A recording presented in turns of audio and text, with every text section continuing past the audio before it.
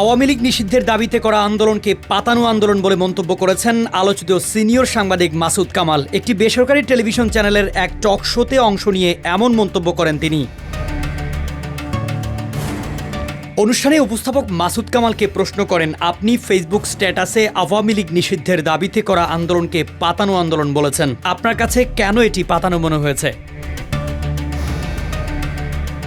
উত্তরে মাসুদ কামাল বলেন, জগন্নাথ বিশ্ববিদ্যালয়ের শিক্ষার্থীরা আন্দোলন করতে যমুনার সামনে যাত্রা করেছিল, কিন্তু তাদেরকে জলকামান দিয়ে প্রতিহত করা হয়েছে। আমরা জানি যমুনা ভবনের আশেপাশে বিক্ষোভ করা ডিএমপির বিধিনিষেধে পড়ে, কিন্তু এরপরও যমুনার সামনে আরেকটি আন্দোলন হয়েছে, যারা সারা রাত অবস্থান করতে পেরেছে এবং সরকারের পক্ষ থেকে তাদের জন্য পানি সরবরাহ করা হয়েছে। এমনকি রোদে যাতে তারা অতিরিক্ত উত্তেজিত না হয় সেজন্য সিটি কর্পোরেশন ঠান্ডা পানি ছিটিয়েছে।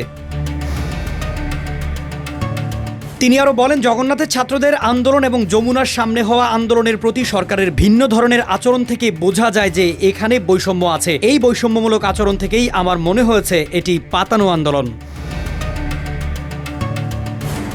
সাম্প্রতিক সময়ে আওয়ামী লীগ নিষিদ্ধের দাবিতে বিভিন্ন সংগঠন ও গোষ্ঠী মাঠে সক্রিয় হয়েছে। তবে এই আন্দোলনের পেছনে প্রকৃত উদ্দেশ্য ও সরকারের ভূমিকা নিয়ে নানা প্রশ্ন উঠছে। মাসুদ কামালের বক্তব্য সেই বিতর্কে নতুন মাত্রা যোগ করেছে।